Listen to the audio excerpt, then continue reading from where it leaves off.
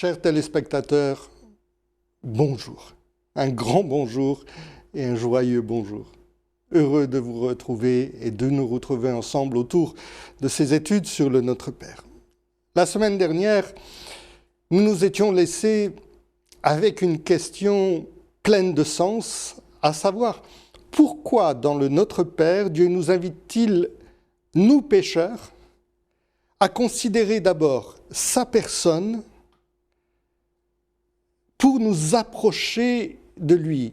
Pourquoi est-ce qu'il faut chercher d'abord sa personne, l'adorer lui seul, alors que nous qui sommes et nous nous sentons si indignes, nous n'arrivons quelquefois même pas à oser les yeux, nous n'arrivons pas à dire mais je vais lever les yeux vers ce Dieu si grand.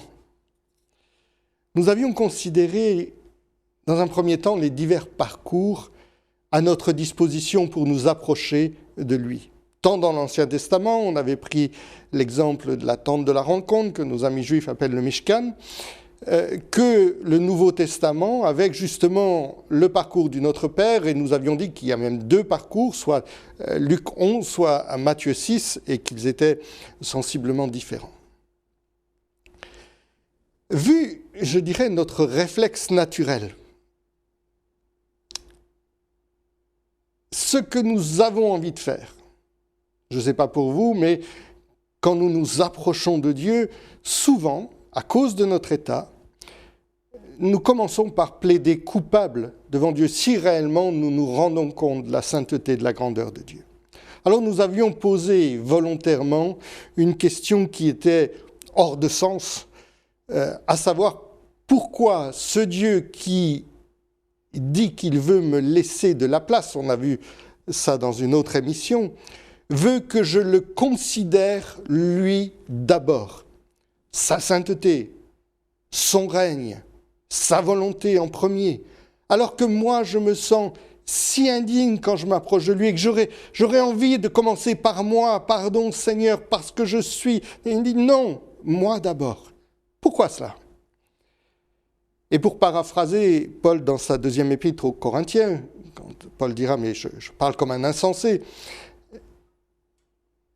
je dirais, et là encore comprenez que c'est véritablement une formule extrême, je ne voudrais blesser surtout quiconque, mais est-ce que le Très-Haut serait-il une divinité narcissique et un peu mégalo, vous savez, un peu à l'image de toutes ces divinités grecques ou romaines de l'ancien temps, pour m'obliger à regarder à lui, alors que ma seule envie à moi, c'est d'abord, en quelque part, de me laver dans sa présence.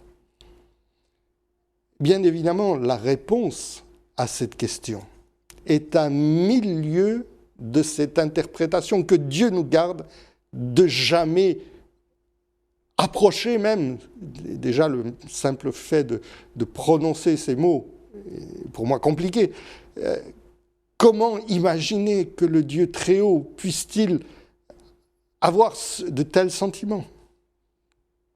Une fois encore, vous verrez que la réponse à cette question exaltera la douceur, la bonté et la prévenance de ce Dieu qui me dit « mais approche-toi de moi ». Viens me rencontrer. Est-ce que vous voulez rencontrer Dieu ? Est-ce que vous êtes prêt à vous approcher du Dieu vivant ? Vous savez, quand j'étais jeune et fort, j'ai eu l'occasion de travailler sur des chantiers, je dirais, de prestige. Le mot prestige est un peu élevé, mais enfin, grâce à la qualité du travail de mon papa qui était maître ouvrier en menuiserie, donc on lui confiait des chantiers assez jolis, et je l'accompagnais pour faire l'arpette, pour l'aider, et j'entrais donc avec lui dans ces lieux. Et il m'est arrivé de devoir rentrer en bleu de travail, nous étions tous les deux en bleu de travail, dans des maisons de grand standing, je disais, très propres. Et vous savez, parfois j'étais gêné. Oh, non pas à cause du du bleu de travail, parce que pour moi c'était, je dirais, l'habit de l'ouvrier, et c'était au contraire le signe d'être un artisan de cœur. C'est pas ça qui me gênait. Mais à cause de nos travaux précédents, nos bleus de travail, nos salopettes comme on les appelait, étaient salis, souillés par les labeurs précédents. Et la question se pose, comment entrer dans des lieux immaculés quand on se sent sale? Et peut-être est-ce un sentiment, chers amis téléspectateurs, qui ne vous est pas inconnu.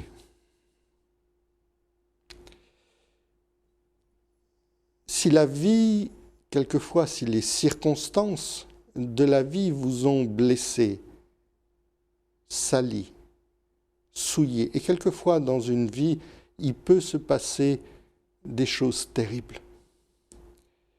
Ou quelquefois, ce sera au travers de vos choix, des choix qui n'ont pas été ceux qu'ils auraient dû être, des erreurs, des mauvais choix, et vous vous êtes retrouvés dans des situations où vous-même vous êtes plongé, comme dit l'Écriture, dans bien des tourments. Et alors, vous écoutez cette émission, mais vous vous dites, mais comment moi, avec mon passé, comment moi, avec cette souillure, je pourrais m'approcher du Dieu très haut? Mais il va me foudroyer sur place. Et vous savez, je vais vous dire une chose. L'Écriture répond à cette question.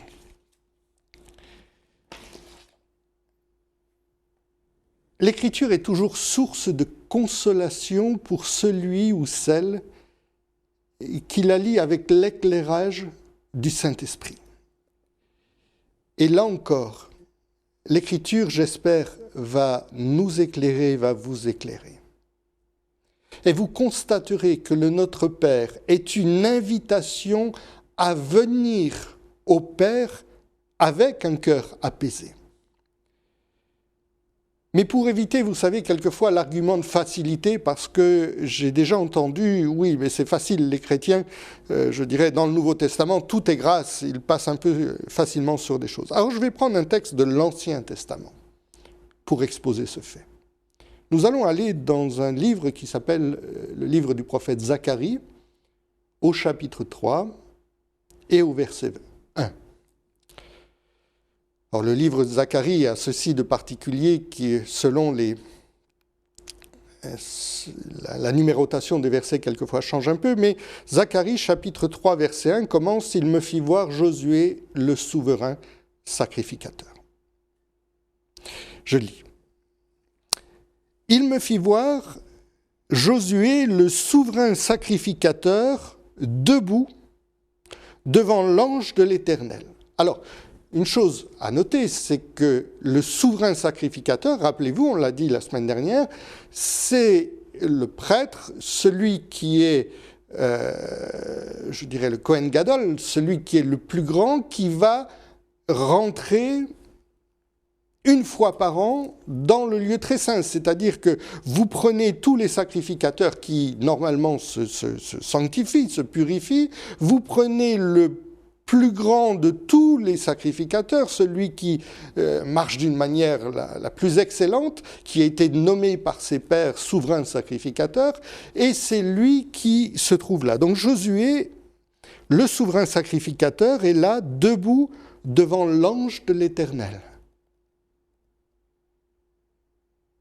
La présence est redoutable. Et il nous dit, et Satan, qui se tenait à sa droite, pour l'accuser. Littéralement dans le texte, c'est Satan se tenait à sa droite pour le sataner. C'est la même racine.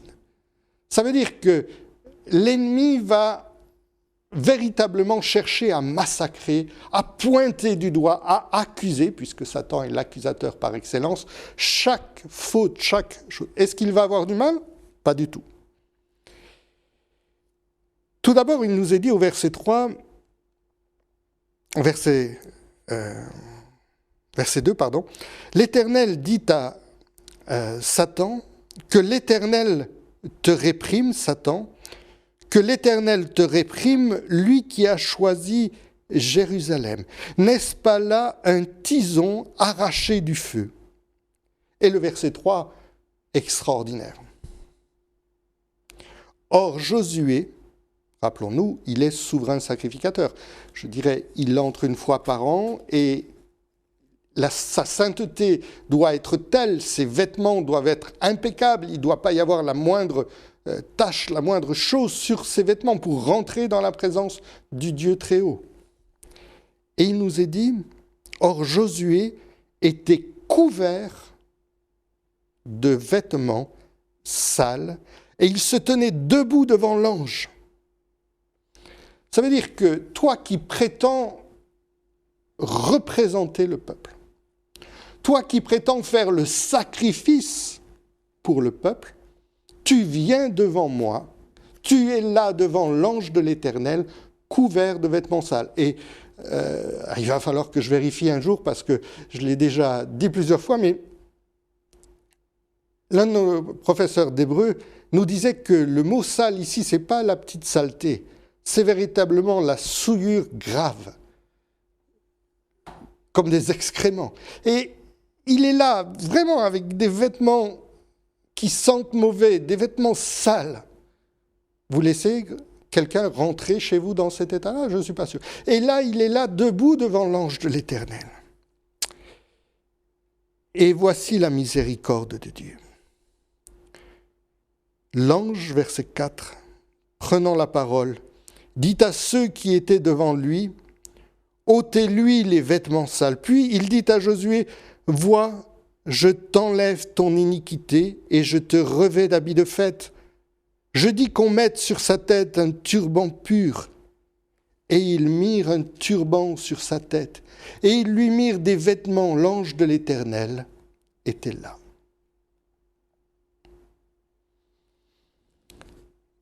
Ce Josué,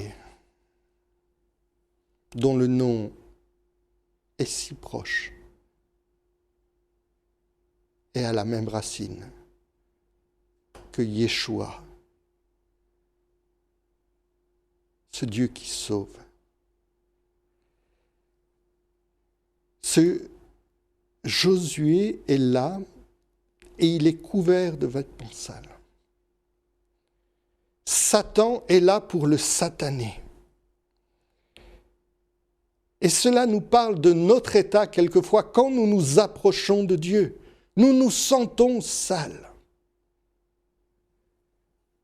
L'Écriture nous dit que Jésus-Christ a été recouvert, que le Messie, le Mashiach, dans Ésaïe 53, a été recouvert par nos fautes, par nos péchés, par nos souillures.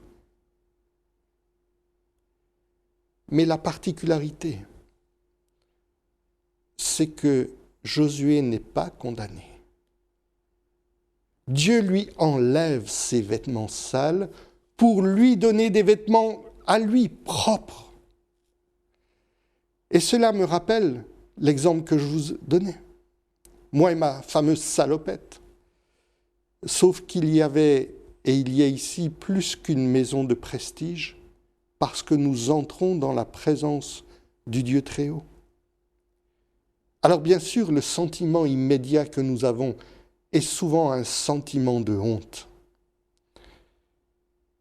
Mais avec notre Dieu, avec Hachem, le sentiment, et encore plus lorsqu'il s'agit du ressenti qui ment,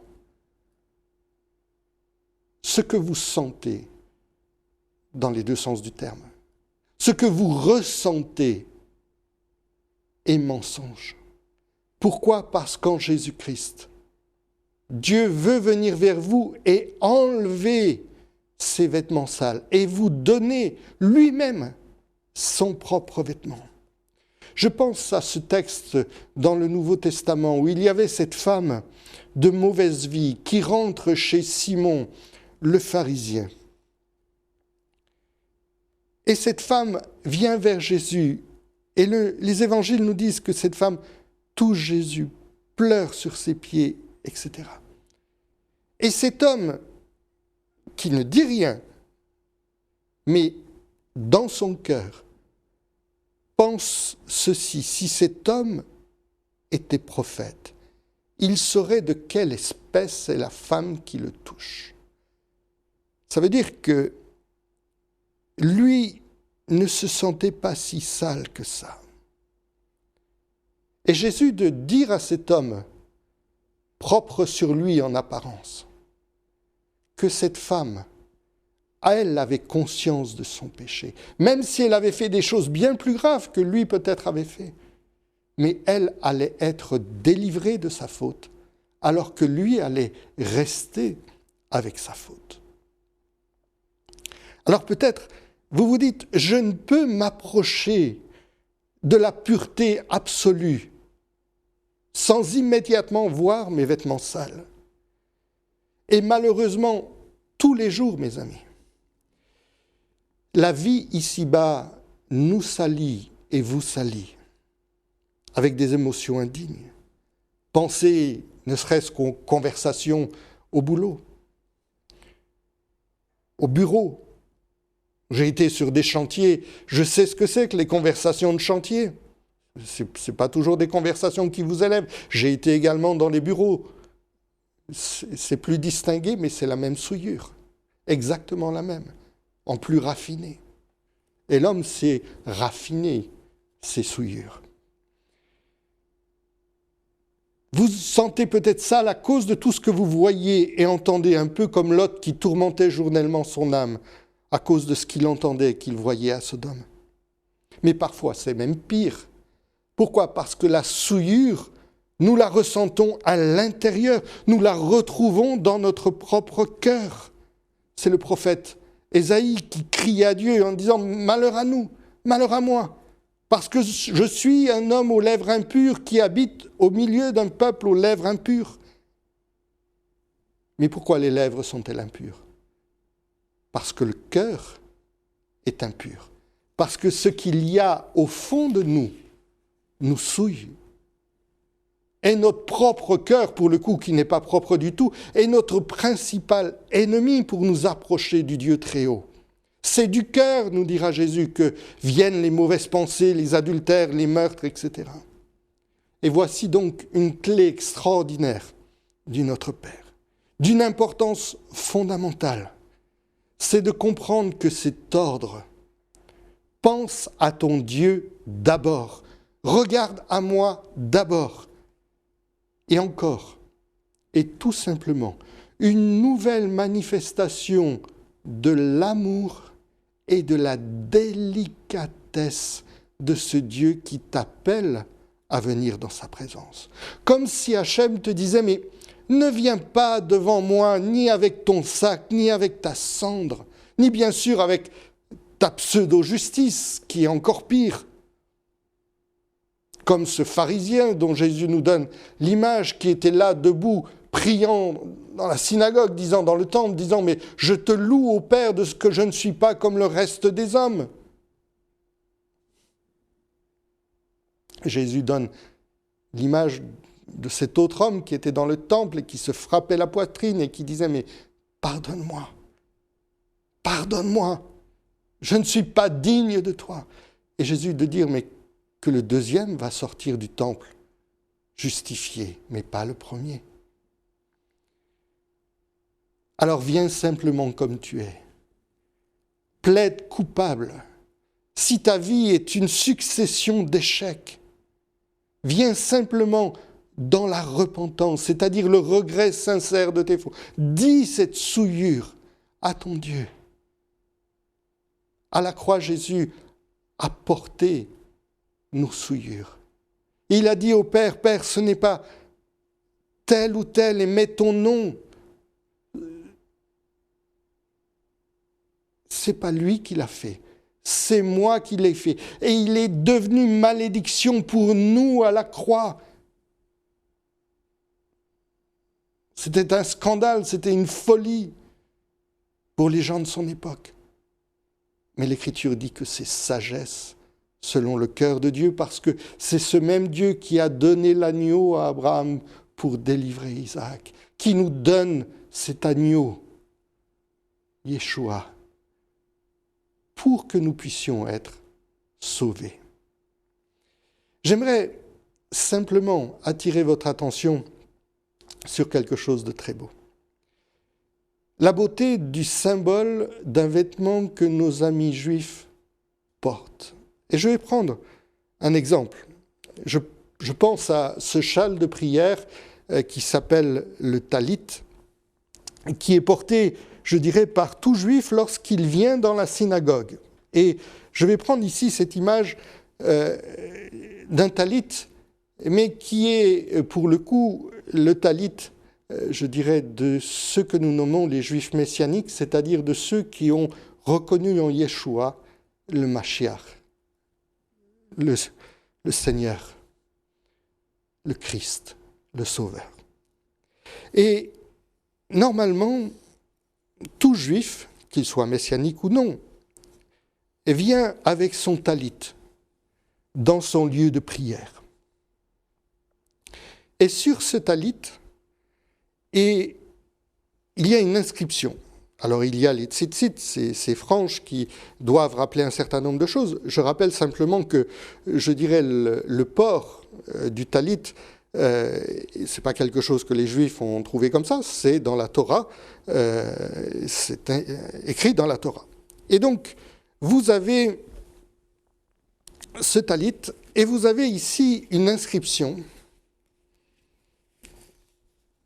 Alors certainement que si j'allais dans une synagogue avec ce talit, je ne serais pas tout à fait le bienvenu à cause de ce qui est écrit ici. Extérieurement, peut-être, je porterais le talit, mais je ne pourrais pas prononcer la phrase que nos amis juifs prononcent. Pourquoi ? Parce que ici, il est écrit « Baruch ata Adonai » « Béni sois-tu, Éternel, Eloheinu, notre Dieu. » Melech haolam, roi de l'univers. Ensuite, il dit Asher milla et kol haTorah beyeshua HaMashiach. C'est-à-dire, toi, le Dieu, qui a accompli toute la Torah pour nous au travers de Jésus le Messie. Vekisa et kolanu betzetkato. Et qui va accomplir pour nous toute justice. Ça veut dire que lorsque je suis comme je suis, avec mon péché, eh bien, je vais me couvrir, et c'est là le symbole du talit, je vais me couvrir de cette justice qui n'est pas la mienne. Cette justice qui va être celle de Jésus-Christ qui me recouvre. Béni sois-tu, Éternel, notre Dieu, roi de l'univers, qui a accompli pour nous toute la loi et qui nous couvre de ta justice. Et c'est exactement ce message qui était là pour Josué. Tes vêtements sont sales. Je viens et je te couvre de ma justice. Alors, pour revenir au Notre Père, c'est comme si Dieu nous disait, mais ne viens pas en ma présence comme devant un juge, comme si j'étais un père méchant, mais si tu es fils et fille, et surtout un enfant repentant, viens avec les yeux levés, avec des yeux qui voient de loin un père, mais ce père qui te voit au loin, ce père qui t'attend, ce père qui veut que tu t'approches de lui, est un père avec un cœur de père. Vous savez, la rigueur d'un père d'amour est différente d'un juge. Jacques 4,8 nous dit « Approchez-vous de Dieu, il s'approchera de vous ». Il faut que nous voulions nous approcher de Dieu. Nettoyez vos mains, les mains. Purifiez vos cœurs, hommes irrésolus. C'est-à-dire, ayez une volonté sincère de t'approcher de Dieu. Mais ce Père qui vous attend sur ce chemin, rappelez-vous, dans l'évangile de Luc, il est parlé du fils prodigue. Avez-vous réalisé que ce père, c'est un père juif qui attend un fils juif? Ça veut dire que très certainement, ce père qui était là au bord du chemin et qui attendait son fils, qui le cherchait, était en prière à ce moment-là. Et il portait certainement non seulement le talit, mais il portait également les téphilim. Et là encore, il faut comprendre. Vous avez peut-être à l'image, je dirais, ces téphilim qui vont vous être montrés. Cette petite boîte noire que nos amis juifs mettent sur la tête et sur le biceps, entouré de lanières. Et là encore, c'est une prescription de la Torah. Quelle est cette explication? Pourquoi est-ce qu'ils font ça? Pourquoi surtout Dieu a-t-il demandé de mettre ce symbole? Alors, on sait très bien qu'il y a un sens imagé qui va être, je dirais, traduit dans les faits par cette petite boîte.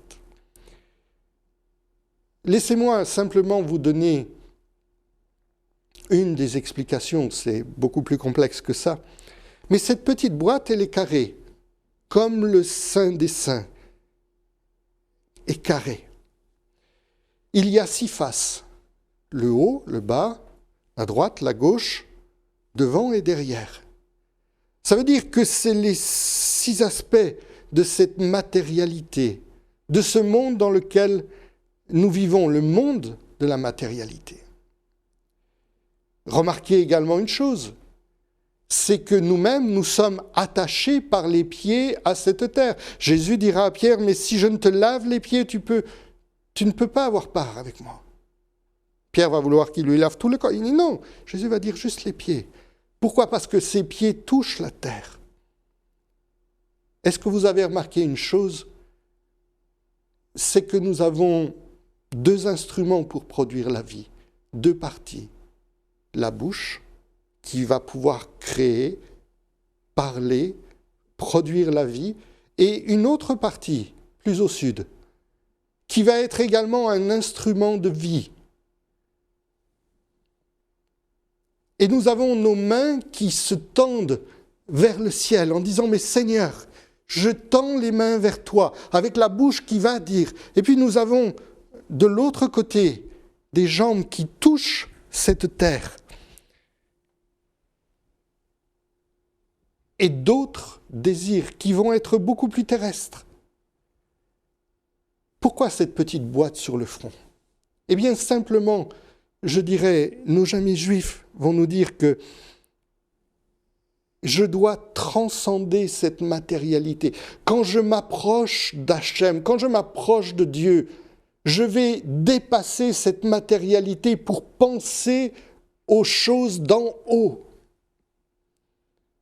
Mais ce n'est pas juste sur le front, c'est également sur le biceps. C'est pourquoi sur le biceps? Parce que c'est le sens de la force. Mais cela va encore beaucoup plus loin, parce que le bras gauche, c'est également, dans la tradition juive, le bras de la rigueur. Le droit, c'est la miséricorde. Le gauche, c'est la rigueur. Ça veut dire quoi? Ça veut dire que ma rigueur doit être reliée, traversée par la pensée et par la force du Dieu très haut. Vous savez, il est des pères, je dirais, qui sont construits en série avec le modèle IR. Peut-être ça peut vous paraître surprenant ce que je dis, mais rajoutez simplement un I et un R à père. Et vous aurez le type de père que ces pères sont. C'est des pères au cœur de pierre, véritablement des cœurs durs. Et Dieu est en train de nous dire, quand tu t'approches de moi, ne crois pas que je sois un Dieu qui ait un cœur de pierre. Mon fils, ma fille, regarde à mon cœur avant de regarder au tien. Le tien est sale. Le tien ne mérite pas la grâce. Le tien n'arrive même pas à faire grâce aux autres. Mais le mien cherche la sanctification de mon nom. Cherche mon règne. Cherche ma volonté. Et alors, ton cœur pourra être transformé par cette contemplation de qui je suis. Notre Père qui est aux cieux, que ton nom soit sanctifié. C'est dans ce sens où nous allons continuer d'aller les fois prochaines. Comprendre cette réalité qui est là, dans cette simple phrase, dans ce simple mot, de s'approcher du Père et de s'approcher de son grand nom. Chers amis téléspectateurs, que Dieu vous bénisse et que vous puissiez commencer de méditer sur ce Dieu de grâce qui vous appelle à vous approcher. Et si jamais vous n'avez pas encore fait la paix avec Christ, quelle que soit la gravité de ce que vous avez pu faire, que vous soyez un Josué ou un Josuette couvert de vêtements sales, de choses terribles, plaidez devant Dieu. L'Écriture dit, si vos péchés sont rouges comme le cramoisi, venez, plaidons ensemble, et ils deviendront blancs comme la neige. Ce Dieu qui vous a recouvert de sa justice, ce n'est pas au travers de votre justice que vous vous approcherez de lui, mais à cause de celle du Mashiach, celle de notre Seigneur Jésus, qui a été fait malédiction à votre place, qui a souffert à la croix le poids du péché. Que Dieu vous bénisse et vous encourage encore en ce jour. Amen.